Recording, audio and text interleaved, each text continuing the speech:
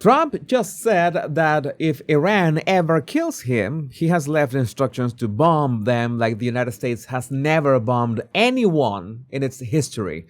But there's one small problem with that plan, and it's not the problem you are thinking about right now. So here's the quote from a New York Post interview published today. His exact words. "I have been on their list for a long time. The only thing is I have left instructions. If anything happens, just literally bomb them at levels that they have never seen before." And then he closed the exchange with this little gem. "I have been number one on that list for a long time, and it's the way life is. You know, I hope you will miss me." I hope you will miss me. You keep that last line in mind because it's going to explain everything else. But first, let me be fair with the Orange Man, because this actually makes sense on paper. What he's describing has a name. It's called a dead man's switch, and it's one of the oldest moves in the deterrence playbook.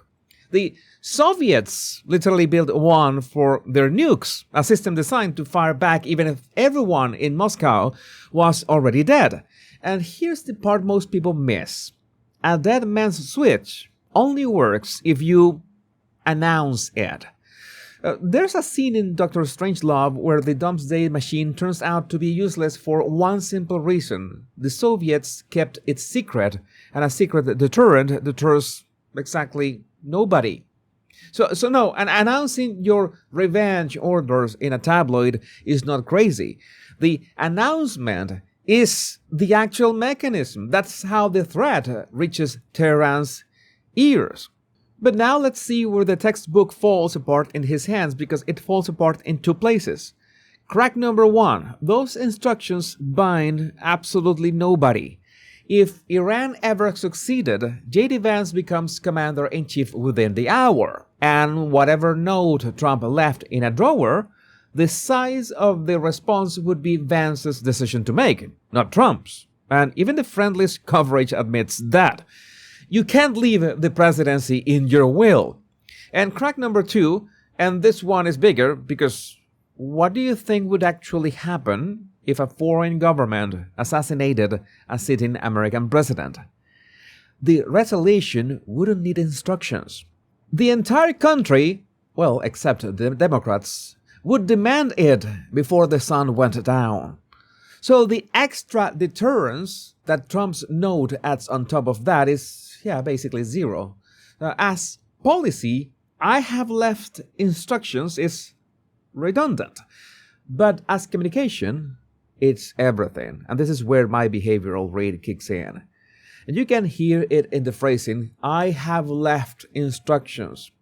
The vengeance of the United States belongs to the United States. It's automatic, and it doesn't need anybody's signature. But Trump took that thing and converted it into his personal estate planning, the wrath of a superpower rewritten as his last will and testament. And then he adds, I hope you will miss me. And that is the giveaway of who this message is really for. Because deterrence messages don't need the enemy to miss you. Tehran doesn't have to miss anybody for a bomb to work. The only audience that needs to miss Trump is his own base, and that's who this whole performance was aimed at. Now, before anyone says the threat itself is fake, let me give you the receipts, because, the danger itself is real. Supporters at Khamenei's funeral carried banners that literally read, "We will kill Trump." The Department of Justice charged a man named Farhad Shakeri in November 2024, and the indictment says the IRGC, Iran's Revolutionary Guard, instructed him to come up with a plan to kill Trump. So, Iran wanting Trump dead is not news. It's basically their daily paperwork.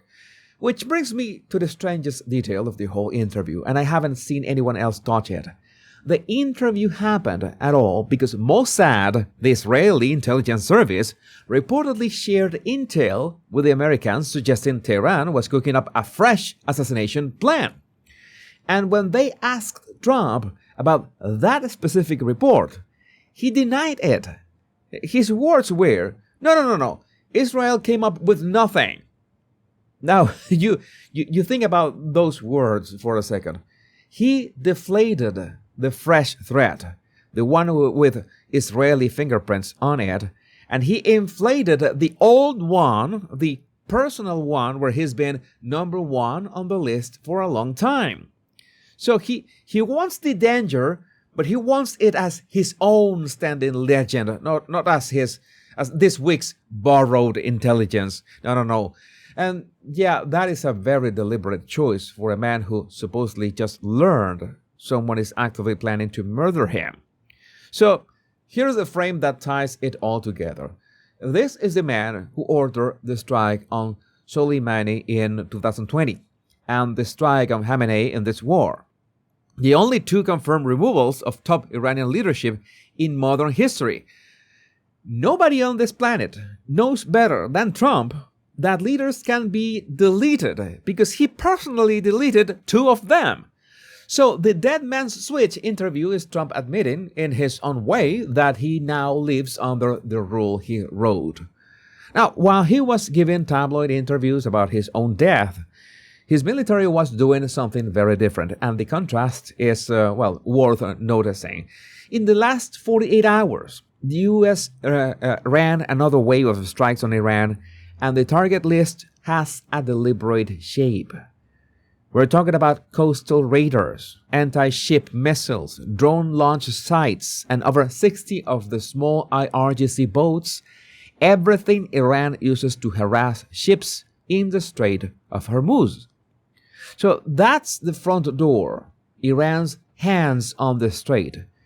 But the United States also hit Chabahar, and Chabahar deserves 30 seconds of your attention. Chabahar is Iran's only deep water port on the open ocean.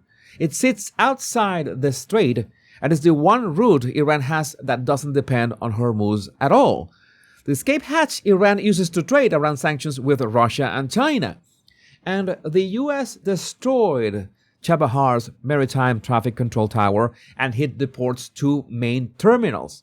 So the message isn't just, you can't close Hormuz to everyone else. The message is, you don't get to route around Hormuz yourself either. So Iran's leverage card and Iran's escape hatch both taken off the table in the same 48 hours. And there's a third piece, the one Trump said out loud at the NATO summit. I said, don't touch the oil because maybe we will take over Carr Island. Don't hit the pipes, just hit everything else. Carr Island is the terminal that handles about 90% of Iran's crude exports. And you don't preserve infrastructure you intend to destroy. You preserve infrastructure you intend to own. So let's put the whole day together. The military campaign is doing three things at once. It's degrading the guard dogs, closing the back door, and keeping the vault intact. And the commander-in-chief running that campaign spent his morning telling a tabloid he hopes they will miss him. The strategy is institutional. The performance is personal, and today you got to see both at the same time. If you want my deeper analysis on geopolitics and the behavior of the people who run the world, go check my blog, The Power Pundit. I can say things there that I prefer not to say anywhere else. Link in description. And share this video with your family and friends so they know what's really going on. My name is Jesus Enrique Rosas. I'm The Power Pundit. Much love and bliss.